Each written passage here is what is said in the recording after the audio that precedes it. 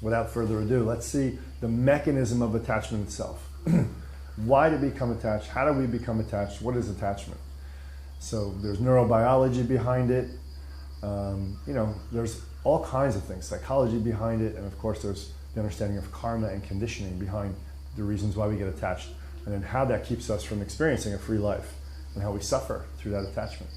It comes way back to the very beginning, foundational understanding from the Tantric Yoga tradition, that what we are working with, what causes our suffering at the root most essential cause of our suffering is something in Sanskrit called anavamala, which in English means the root, or the smallest, the atomized, meaning the absolute smallest, or in this case, this means the foundational. Can't go any smaller. It's the foundational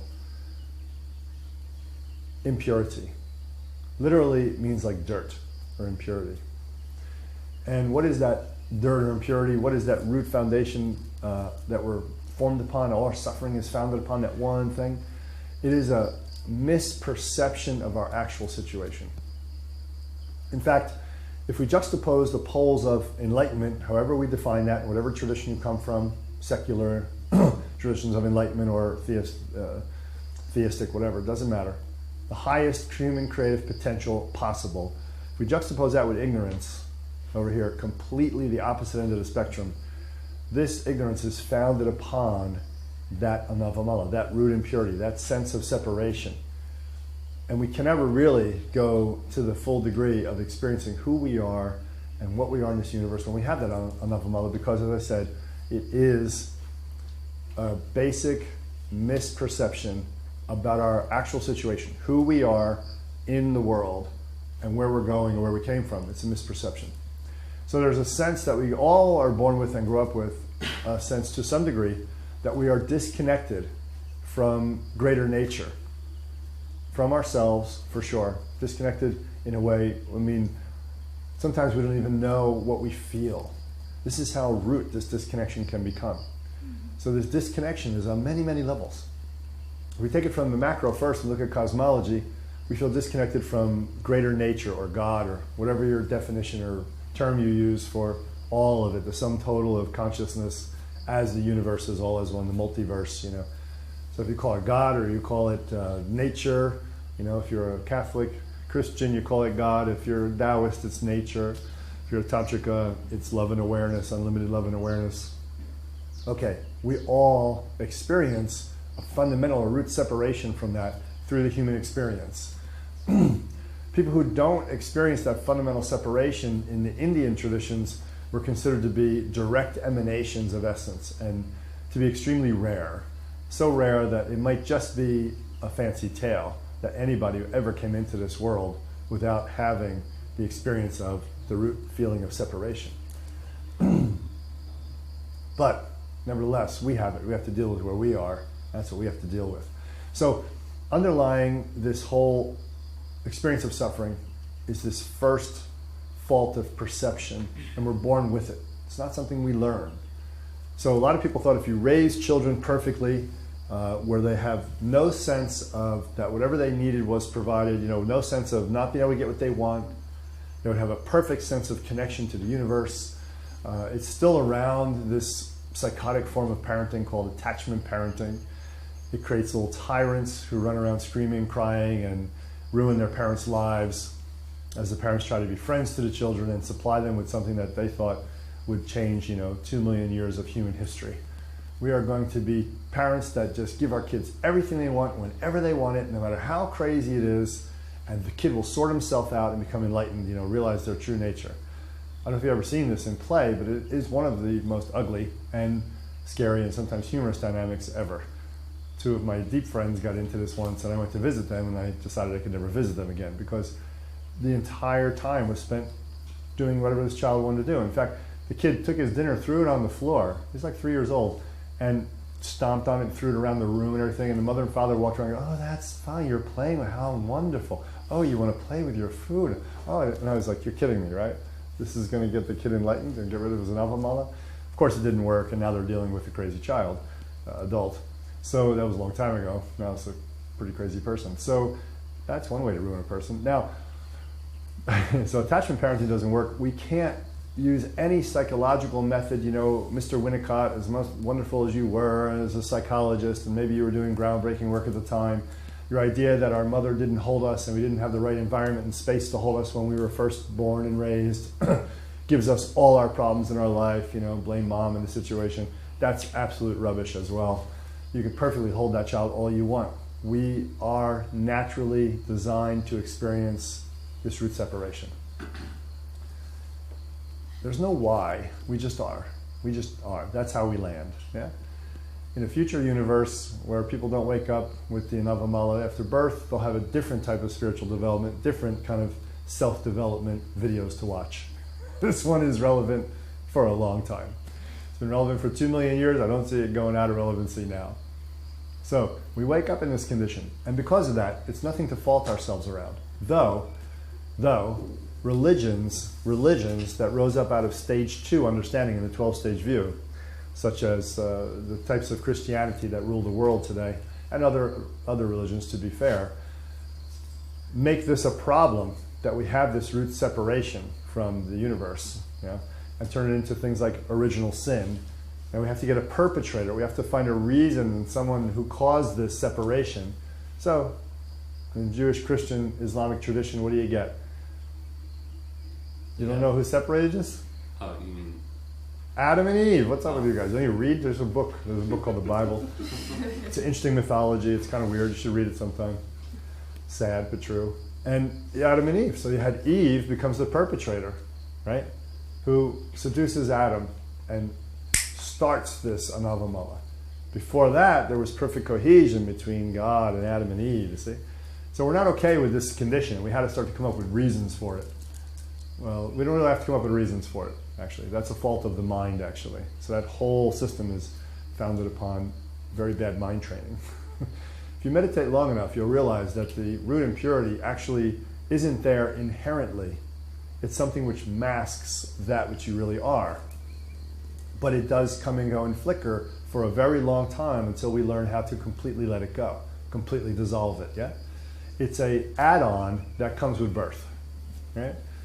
And sometimes if you're into spiritual systems of thinking from India, Nepal, Tibet, Zhangzhung, China, that kind of thing, you may actually think that it goes through many births with you until you finally let it go.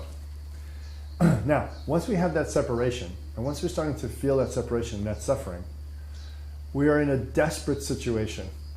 Who would want to feel alone in this massive universe? Right? It's scary.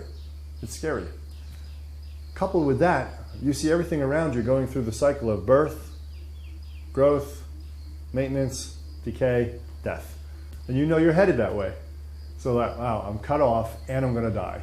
Oh my goodness. So you start having a panic. Now, we have so many ways of covering it up with school education and with consumerism and materialism, you know. So we don't really attend to it often unless you become spiritual, you know, somebody who thinks about these things a lot. But they're underneath all the time. They slip into these urges, these fears, the separation sense, the sense that I'm desperately needing to feel secure in a predatory world, or at least a world fated to disappear, death, becomes an underlying motive that people very successfully repress. Here we're talking about meta-psychology, you know. People very successfully repress this experience and go into a life of developing ways to buffer that. How do they repress? They go into buffering methods. We call them buffering methods. You're going to buffer, you're going to distance yourself from feeling that separation. You're going to distance yourself from feeling the closeness of death, which is always with us from the moment we're born. And it takes various forms. But what happens here is that if we feel fundamentally separate, if we feel fundamentally empty, we want to get full, we start we should say that our inborn mechanism we call ahankara in Sanskrit, or the I maker, the identity, the self-identity making machine, which is always there, kicks into gear. And instead of going down the road of giving us an identity to form around a divine being that we are innately, you know, naturally connected to everything in nature, not needing anything, perfected and contented just by being, okay, instead of that, the I maker machine starts taking us down the road of searching for something outside ourselves to complete ourselves, a way to be connected. This is the fundamental flaw. This is the fundamental folly of human life that produces all the suffering based on everything we said so far. If we are already fundamentally connected to essence, the universe, as we are, the journey to try to make that connection happen, which is already there but unrecognized,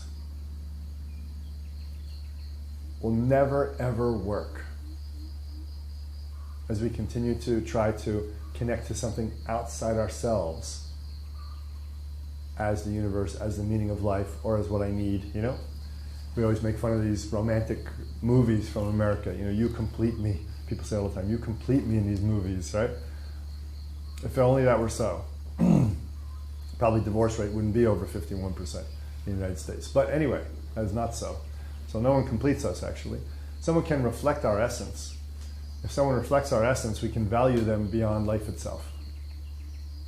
My guru, my lama, they reflect my essence. I value them beyond life itself. My children enable me to have many moments of reflecting my essence when I see it reflected in them. My lovers, like that. So that's beautiful.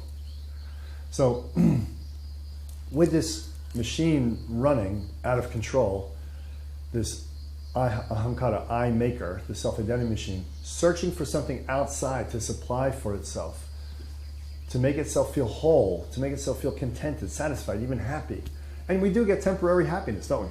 We get temporary contentment, we get temporary satisfaction, right? But it's only temporary until it's based on your essence, until it's based on your inborn, perfected, enlightened nature. So as we run around to do this, we build up layers and layers and layers of concepts about the self. Oh, there's evidence about the self, but this is all due to the concepts. In other words, if I have a concept of myself as a great business person or a great accomplisher, I may build up degrees from universities. I may build up businesses or numbers in a bank account that make me feel like I am somebody. You know, outward evidence to prove the identity. So as we have this feeling, that, you know, we are fundamentally kind of empty inside, we reach out and grasp. We're grasping. Right? Sanskrit we call it raga. Raga, attachment. That's in Sanskrit, right? Grasping. What are we grasping for? Grasping for any object which then you will take through a feedback mechanism and misidentify with yourself. Can't see it. Because of color? Yeah. Oops. So here's your empty self. Is that better? Yeah. See, it was so empty, couldn't see it. When you have this self-identity maker, this is like feeling empty and open because we don't know our true connection to the universe. Our true connection to the universe doesn't have substantial evidence when we're young, you know? We don't feel it and see it. We haven't done tons of meditation to recognize it. We're oriented our whole life towards something else as life, you know, object nature, so material nature. And then because of that, like we said, we move out like this and then we try to grasp at objects. So what are these objects? These are people, temporary objects like cars or money or whatever, situations, experiences. This is all there is. In our tradition it says this is all there is. All there are people, objects, and situations. That's all there is, right? We will grasp at these things, which are not truly objects. People grow, develop, die, disappear, they were never here. You know, an object is something which is static in space and time. And there is nothing that is static in space and time. There is nothing that isn't going to go away. So really, and since they're always in a constant state of change, there's nothing you could ever point to at one moment and say, that is truly a marker, that is truly a cup. Now, relatively speaking, we can.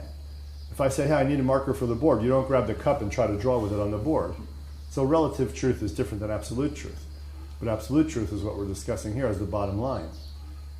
If I think that that marker is a marker, if I unconsciously project object consciousness onto it, which I do, because I think I'm an object myself, that's what we do. We project everything, don't we? Then I think I don't think actually, then I experience this thing as a solid object without even thinking I think it's permanent. I don't have to think about it. It's just a reflex that it's permanent. Well, this thing was never permanent. It's plastic, so it was fossil fuels somewhere in the Middle East a while back, or Alaska or Russia or whatever. And then it got formed into some materials, and then you put this label on it, and then it had ink shoved into it. And then there's never one moment where it really was the marker, though. Because from the moment that all this was coming together, it was already degrading. Ink has always been drying up. From the moment the ink was made, it was drying up. Right? From the moment that the plastic was made, even though it lasts a long time, the process of degradation begins. Right? The electrons are starting to fall off, and this is the way it goes. So there's really never been a marker. There's never been a you in that sense either, as an object. But because we love this thing as an object, we're deathly afraid when it dies and goes away, we grab onto object consciousness. We project it onto everything else. And in the world, all we have is people to grab onto. Let's put objects in quotes so we know it's not real. Apparent objects, we call them apparent objects in our tradition. Like they appear to be solid objects, but they're actually not. I mean, even the idea of solidity is kind of cuckoo, isn't it? Isn't that relative? Is that really actually solid, like nothing's moving? What do we know about elements? They're composed of what? Smaller stuff, right? So if there's a whole bunch of carbons making this one up, there's a lot of carbon, right? Amongst other things, hydrogen and things. It's actually all moving. All the parts inside are moving. Everything's moving. What I'm holding in my hand is light moving slowly. Wow, that's weird. So my light moving slowly is holding this light moving slowly. And yet my misperception of the junction between the two tells me that there's nothing between them that supports my object consciousness. But actually, there's in between is the same thing. Light moving slowly, atmosphere, and so forth. All kinds of forces are at work. If I drop it, it's gravity and so on. Weird, right? But we make this object consciousness. So we make people, apparent objects, or situations into something we grasp. We think this will fulfill us. So we'll give a little smile to the object world. We think it's going to make us have a happy birthday party. And we bring it back and we identify with it. We grasp. In the spiritual language of English, usually it's called grasping. In Sanskrit, it's raga. Okay? And we grasp, and we try to apply it to ourselves. So what happens is we end up constellating with all these different size, shape, experiences around ourselves, everything except our essential self, But all these things are held in by a gravity, a desperation to feel fulfilled, to have an identity. And this creates our identity. So if I am identified with this, let's say this hash grid here is my friends. If I'm identified with my friends, this one over here is my career. If I'm identified with my career, right? This one over here is my dog. A lot of people identify with their dog, start to look like their dog. Right? How about car? Yeah. How about the holiday that you had? Experiences, right? How about the movie that you saw, etc. The great meal that you ate, where it keeps running through. So when you put all your life experiences, situations, objects, and people together, this is what most people would call I, right? This is the fundamental difficulty. This is the fundamental problem, because that is not who you are. And your friends do not represent a constant, steady state that you can rely on their experience or on your experience of them to give you happiness. That's all shifting all the time. This is shifting sand, right? Grasping. The movies, you've seen it already. It gives you a memory that you apply to yourself about, you liked it or you didn't like it, whatever. But you're going to want to see it again, or you're going to want to see another one like it. So what happens here is that the grasping gets fed by this temporal nature of everything. I can't get fulfilled, actually, permanently. You see this with very rich people, very powerful people. They will just go on a tear to constantly supply themselves with entertainment, right? Constantly. Hollywood stars, rock stars, politicians. And don't a lot of those people end up in rehab? See, they have the resources to continually chase this I identity, form these attachments to these objects, situations, and people. continually. Throw the money out the front, but inside it's fundamentally dissatisfying. So eventually they have a breakdown, or they kill themselves. Quite often kill themselves, which is a very sad ending to very creative lives, right? So, if we want to absolutely be free, the first thing we have to do is turn our lens of discrimination, our budding awareness, discrimination is an awareness quality, right? Onto our situation, our actual situation, and look, how do I form my identities? Understand? What do I identify with so strongly? That if it was taken away from me, I would suffer. It's a very simple formula to find your attachments. If this, that, or the other thing was taken away from you, would you suffer or not? In the ultimate sense, someone who really knows their true nature would be okay being wrongly accused, putting in prison in solitary confinement for the rest of their life. Someone who is at a very high level, in the 12-stage view, someone stage 9, 10, 11, 12, would be able to go, well, that's fine, because that's the circumstances, that's the karma, whatever. I'm not resisting it. Another one of the big keys to attachment. I'm not resisting it, and I'm self-fulfilled and self-nurtured already. I'll just sit in this room and practice. It's kind of like a nice practice room, and I'll just be with myself. And who knows, maybe the guards will get switched on, that kind of thing. You follow? Very high level understanding. Most of us would be in a freak out, complete freak out, right? So, first we want to turn our lens of discrimination on this process, and it takes time. You have to tease apart. Here we get the practical, really practical part that this philosophy is based on as it meets the world for us. This is where we draw in our understanding of Sauhu and Tantric philosophy together, and Ayurveda. We have to tease apart what are things we actually need, experiences we actually need as a human being in our normal development. So in my normal development right now, I need food. So I just had some a cheesy egg omelet for breakfast. Yeah? Duck eggs? No. Oh, you didn't give me duck eggs. So I just had this nice breakfast. I need that food. I need that air to breathe. I need that water. Right? To a degree, I need human relationships and so forth. Sexuality. My guru said, if you're not going to have sex, you might as well not eat. So it's ridiculous to make that something like you don't need. So in human healthy life, we have needs. Now, what we need to do in the needs is separate those that we need fundamentally from those that we add on psychologically, emotionally. And even the needs that we need fundamentally, like food, sleep, water, affection, sexuality, whatever, these other kind of stimulation, even those needs that we cannot become attached to them as well. We cannot become psychologically, emotionally, or spiritually attached to those as well. Do you understand?